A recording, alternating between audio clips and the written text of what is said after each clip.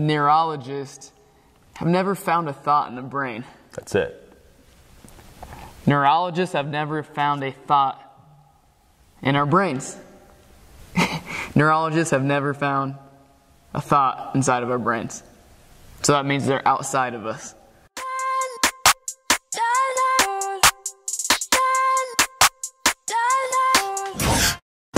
It all speaks for itself. Grinding in silence, ain't nothing to tell. When we step on the court, we gon' bring it to light. And we stop and pop like we caught it a light. Stop asking what's wrong with me. You already know there's a dog in me. And there's no stopping my focus, man. Make sure all my people gon' ball with me. Yeah, I came to compete, I'm a dog with it. Yeah, I came to compete with my paws in it. What's up, CTA family? Welcome back to the Compete Mentality Podcast. The Compete Mentality Podcast exists to motivate, educate, and inspire you to compete. Our definition of competing is doing what God is calling you to do, even when it's hard. Man, that's hard to do sometimes, Courtney. Mm-hmm. I'm here with my beautiful wife, lovely wife, blushing wife, Courtney Delks, my better half. And we are so excited. The title of this podcast is called Get Your Mind Right. Get Your Mind Right. Get your mind right. I can still hear J.R. Reynolds' voice at the beginning of Purdue men's basketball practice when I was a manager for Coach Painter, yelling at the players, get your mind right. And that phrase stuck with me. I picked up that phrase. I said that phrase all the time when I was coaching college basketball at Judson, at Indiana Wesleyan. You and I say it all the time to our clients now here at CTA. JR, salute. I got a shout out to Nadine Morgan. Yep. Coach Morgan would always come into practice, workouts, it's our girl. Anything, and she would be saying the same thing. You got to get your mind right. Yep. Get your mind right. Yep. Shout out Coach Morgan. So today, Courtney and I, we have come prepared. She sought the Spirit. I sought the Spirit separately. And we're coming together now with some things on our heart that we're going to discuss and kind of pinball off each other of some cool mindset topics. Okay, these can apply to anyone, you business owners, you hoopers, you parents, you kids. This is all for you. So this is a very special episode. So I'm going to kick us off with the first one. I just got one for hoopers specifically. Was listening to a podcast with Drew Brees, childhood hero of mine. And he said, great players are smart, prepared, and love ball. I think that's so powerful right there. Smart, prepared, love ball. He went in to talk about how being smart and prepared are like the same thing. He's like, not really like intelligent. They're just prepared. So like all the great players he was around that, they may not have been the most intelligent, just naturally, but they were prepared. They did their job, and then they loved ball.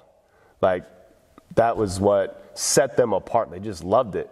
Drew talked about, like, for him, he wanted his teammates to know that they could count on him. So he was the first guy that rolled into the facility, and the last guy to leave. They saw that his car in his parking lot at the facility. So I just think that can translate not into only athletics, but across the spectrum in business and life. Like, be prepared, do your work, right? That's disciplines that you and I talk about with our mindset clients. That's your habits that we talk about with our mind, body, and spirit. Then you got to love what you're doing. You got to really love what you're doing. What do you think about that quote? Yeah, you have to love what you're doing. A lot of people, I feel like a lot of reporters, just a lot of people in general, they always ask athletes, what was your favorite memory or the best game or the best this? And like, when you listen, this is often a response that I give, like, if you really listen like Drew Brees, it's the process. That's right. It's the grind. It's the being prepared. And you have to love what you're doing. And on a frequency scale, love is the highest frequency that we can carry. And I think Jesus said it best when he was being asked, what's the greatest commandment? He said, love God with all your heart, soul, strength, mind, and love others as yourself. That's it. Love your neighbor. And That's so it. love. And I think for hoopers, like, we're coming off of the Final Fours, Yep. and I remember an interview, Monica Cesano, everybody knows the Iowa women, you know, took the nation by storm, and, you know, everybody was big girl, for the Hawkeyes. Center for Iowa. So Monica said in an interview with Holly Rowe, Holly was like, you know, what makes you guys, she's like, we love each other. Yep. And when it comes down to teams that are doing well in March, they love each other. There's love within the locker room. There's love within, they love what they're doing, and they love every detail. And so love. Right. The Beatles and Jesus has it right? Jesus and the Beatles. Put Jesus first. Jesus and the Beatles. Love is all we need. That's all we need. Love is all we need. If you don't love it, there's gonna be a battle. What if back and forth to get up and go do your workout, to do the extra film, to do the visualization. If you don't love it, there's gonna be a constant battle. But if you love it, it's just part of your identity. You just do it. Yep. Oh, that's deep. That's very good. No, what you got for me? You pinball one back to me. Thoughts. So where do thoughts come from? Would be my question. Where do thoughts come from? Yeah. Where do thoughts come? Where are they at? So I know where we're going with this, but most people think thoughts come from somewhere here. I'm pointing at my brain. I was just at a mindset breakfast morning. I asked the same question, and same thing. She was like, my clients always say, she's like, somewhere, and I don't know, but like in here, I don't know where are they at. Yep. So where do thoughts come from, JD? So thoughts. So I want to start with scripture here. Mm-hmm. So like Ephesians 6:12, which says that our battle is not against flesh and blood. I want to pause right there. What that means is we live in a world where there's 3 planes of existence. All right, there's the physical, there's the mental, and the spiritual. So the battle isn't against flesh and blood. It's not against the physical, is what that says. So, but it's against the spiritual powers and dark forces that battle around us. So we live in a spiritual reality, all right? So consciousness, all right? Yep. Now, would you ever choose to think a negative thought? No. Right. So these thoughts are placed into your mind by the deceiver or God. So this is why the scriptures say, set your mind on things above, not on things of this world. All right, who roams this world? Satan, the deceiver. John 10:10 says, the thief, the devil, comes to kill, steal, and destroy, but Jesus came to give you an abundant life. So in my understanding, that's why we got to battle it. That's why it's a battle. It's like Rocky Balboa and the Russian, my favorite Rocky 4. It's like bomb, bomb, bomb, bomb. Like, you know, as soon as you wake up, like you got to start putting good things in your thoughts and mind. All right? Or that's how we get in these spirals of negativity, of doubt, of fear. And this program runs your life. And that is from Satan. That is not who you are. I think one of the best things, John Gordon, I really respect him and the work that he does in Ed Milet. And I was listening to a podcast, and they talked about that neurologists have never found a thought in the brain. That's it. Neurologists have never found a thought in our brains. If you're listening, rewind that. Neurologists have never found a thought inside of our brains. So that means they're outside of us, our thoughts. So I always, 2 Corinthians 10:5 says, take every thought captive. Right. And if you think, so like, good and evil have to exist, because without evil, you don't know what's good. Like, so we have to have choice, free will, that's a whole nother thing. But good and evil exist. If we just let evil run all throughout the world, and we don't have, there's no judicial system, there's no law and order. Like the world is already kind of crazy, but like it would be insane. Like there would be people killing all, like it would just be nuts. And so if we just so every thought that comes into our mind is not truth. And we don't have to believe every thought that comes into our mind. Like we don't have to believe every single thought that comes. And that was a huge game changer in my life when I realized Because you have these thoughts and these negative thoughts. They're not from you, but you are deceived to think that you were thinking it, but you actually aren't. You have to battle it. But if we just let all of the thoughts just run rampant, and we don't take them captive, it'd be like just letting. I mean, that's chaos. It'd be a chaotic. It's like a chaotic world of just no law and order. So you have to have a plan in place. You have to. We are the judge. We are the one that is out there fighting against these. Like it's a battle. That's it. I want you to picture your brain is the antenna to these thoughts. So like, I want you to think of like a radio antenna. So like, you know, you can change the dial on the radio to different stations. Different frequencies. Different frequencies, I like that word even better, to determine what music comes in. All right? So this is what our job is to do. To use our brain to bring in the right frequency that God tells us, which is think on the things that are lovely, pure, excellent, praiseworthy.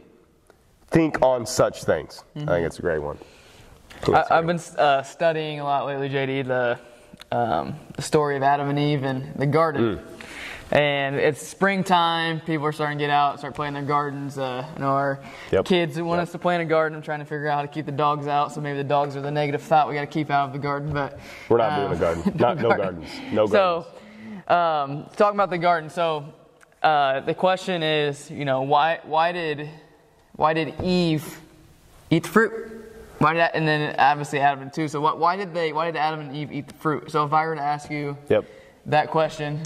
Why did Adam and Eve eat the fruit? And we know this is called when you talk about this in spiritual stuff, like this is the fall. The fall of man is when they ate the forbidden fruit that God told them not to eat when he placed them into the garden that was abundantly full of all kinds of trees. Why did Adam and Eve eat the fruit? Yes, so, why did Adam and Eve eat the fruit? Why did Adam and Eve eat the fruit? I'm recalling the scriptures. I believe the serpent said, "Eat this, and you will become like God." So that would be my response, like because they wanted to become like God. So here's my pushback on you. Okay. Mic drop here. Okay. You go back a few chapters and when God created man and woman, and it says that God created them in His likeness. They're already like God. If like so, that script. A lot of people say, "Well, they just ate it because they want to be like." They're already like God. So here's what happened. The serpent, as you said earlier, is a deceiver. So he deceives Adam and Eve into believing that they are not God. And we talk all the time about, you know, that we have the same Spirit that rose Jesus from the grave living inside of us. John 14:12. For those who believe, this is written in red. Jesus is speaking. For those who believe will do the works that He does and greater things. Yeah, and so we already have, like when God creates, we're creating His likeness. So that means we have goodness in us. We have greatness inside of us already. So they didn't eat the fruit. What happened was Satan deceived them into it was an identity thing. They didn't believe. They doubted who they were in Christ. Like they took their eyes off the focus. You were created in God's likeness, and they started doubting. That's it. And they ate this fruit. And John 10:10 said Jesus came that we have an abundant life. Like the garden. I'm thinking like the. Like when I picture this, like the most luscious fruit tree, like they had an abundance already of all kinds of things to eat and to do in that garden. That's it. And then it was just a distraction.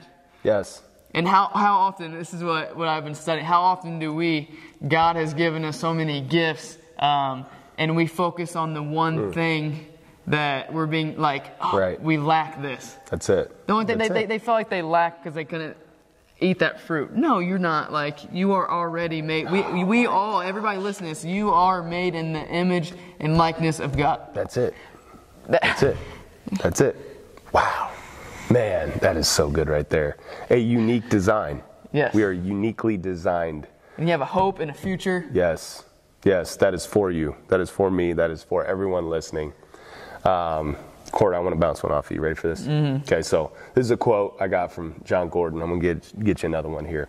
That appearance is temporary, but essence is eternal. He goes on to say, goals are temporary. The process is eternal. The process is an eternal moment where an essence is shining through, creating something amazing in that moment. All right? So we're going deep today.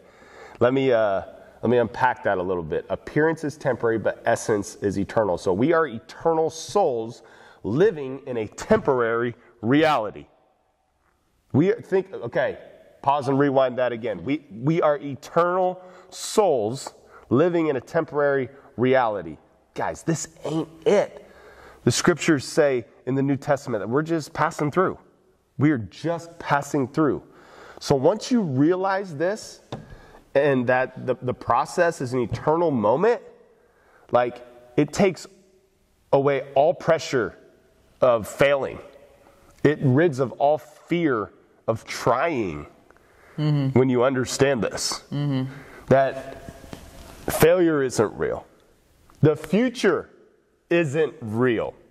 The future is a made-up concept. This is why Jesus said, do not worry about tomorrow, for tomorrow has enough troubles of its own. You follow me here? Okay? So, the problem is, we get busy. All right? Busy. B-U-S-Y. Bound under Satan's yoke. He is trying to speed us up constantly. All right? But you got to remember that is not how we should live. This is why Jesus walked everywhere. Never said he ran. He walked. He had time for the woman at the well. He walked. All right?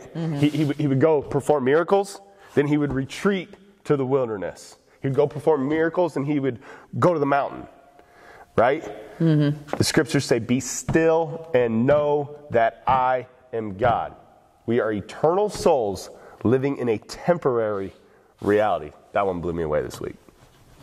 I think it goes back to, get your mind right. Like, yes, when you are getting your mind right, and you're constantly, when you slow down, you be still, know that God is God, and you guard your heart above all things. Everything flows from it. Yep. When you are doing those things, and we get into this. I love Toby Mac's song. I don't lose my soul. I used to jam to that. That's it. I don't want to gain the whole world yet lose my soul. Right. And it's so easy to be distracted, to focus on the here and now, and that we think that we got to have this and that because of what culture and the way we're raised. But like, when you get your mind right and you dive into how do we get our mind right, and you're diving into God's truth. Yep. And you know truth, and truth takes the forefront of your thoughts.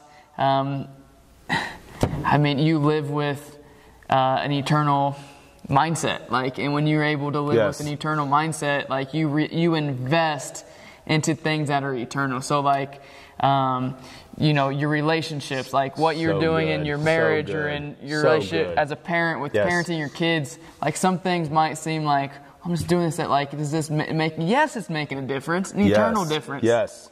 You are creating an eternal reality in a temporary world.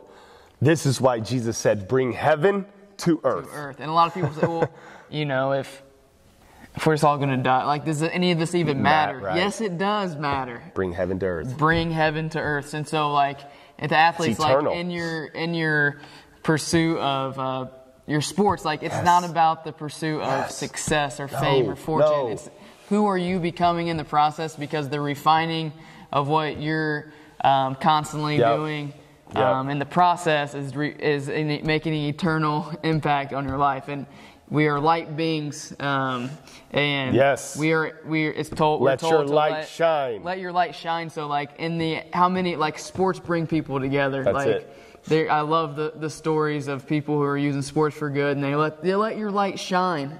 And yes, you're making an eternal. Oh, that's so good. You're making an eternal impact. You have to have it. You have to really be able to go inward and have an eternal mindset, though. Yep.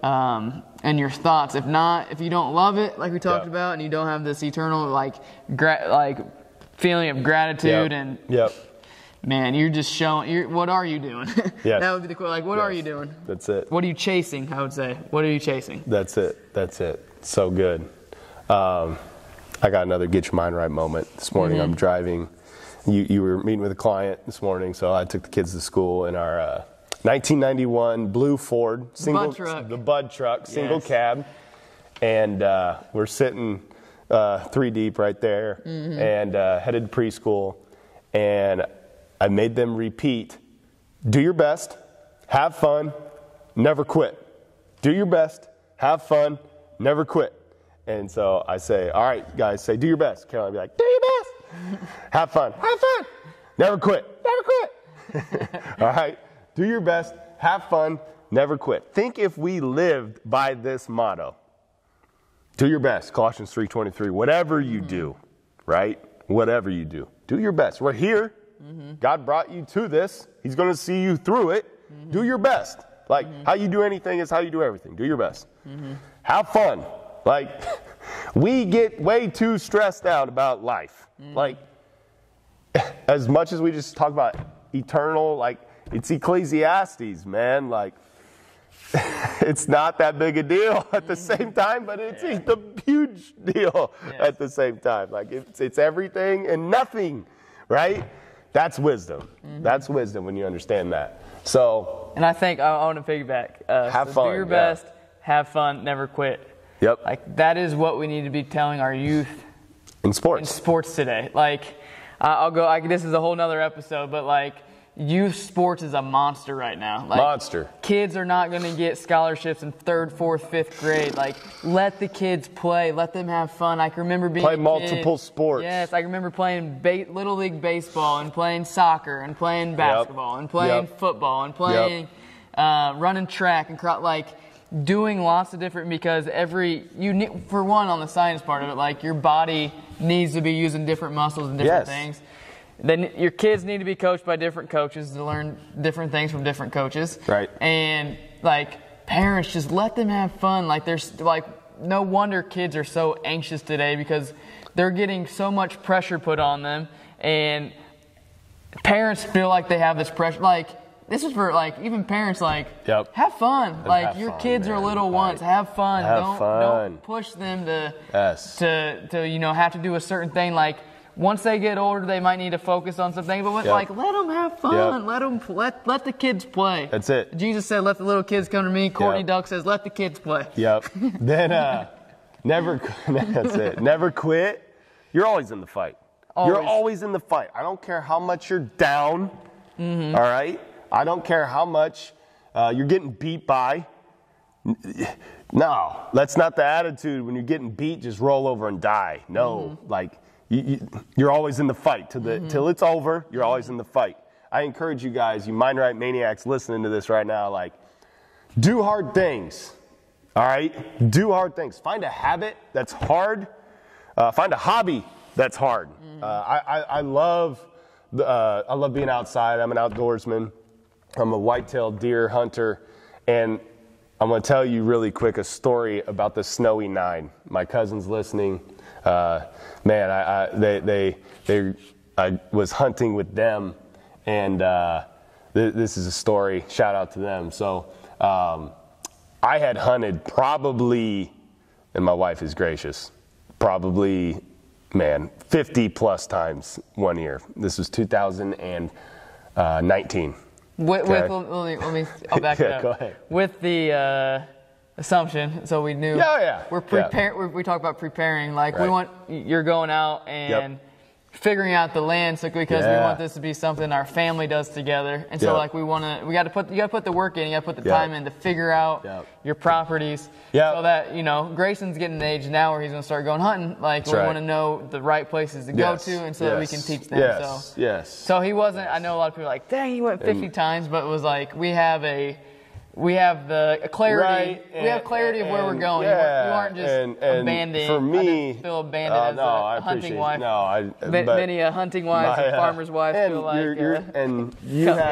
You have hobbies. I have hobbies that, like, that I experience Like, I don't go out. It's not about the hunt to me. Like, I go out to sit alone, be still, and know that I am God. Psalm 46. Like, when I'm up 15 feet in a tree, like, I just sit there and pray, man. Like, it's for an hour and a half, 2 hours, whatever, and experience God. Anyway, so I had hunted a lot, okay? And back to never quit, like, you're always in the fight. And hunting season's from October to December. So I hunted in October and I hunted in November. And I still didn't have a buck on the wall to show for it. And so I remember my cousin was gracious enough to invite me to hunt with him. And it's December 15th. And I remember climbing up into this tree, which was their stand. And they had like, it was really high. I'm afraid of heights. And I remember getting up there. It was like 25 feet up in the air. And I remember climbing up in there with my muzzle loader. So I sat up there and I was just, honestly, I had no pressure. I had released outcomes. Okay. I'm just there with my cousins enjoying life. And there was a snowstorm, a blizzard actually that was supposed to come in. And when the weather shifts like that, that like gets nature moving sometimes. So I'm like, you know, something might happen. I have no idea, going in blind. But I get up there and I literally get to see this like blizzard. I watch a blizzard roll in across, like I can see for miles from this stand. It's beautiful. And I can see these clouds rolling in, the snow rolling in. It just starts snowing. And about like 15 minutes left in legal shooting light, I see this deer come out into the field that I'm hunting, this cornfield, and it's a doe comes out, and then right behind it, I see another deer, and I'm like, man, I think that's a buck, and I get my binoculars out, and I see a buck, and I'm like, whoa, that's a nice buck, like that's a big buck, and we'll have to get this buck into the. My man Matt's recording this. We'll get this into the YouTube. If you're watching, we'll get a picture of this. But I see this buck coming in, and I'm just start getting nervous, you know, like, oh boy, this is gonna happen here.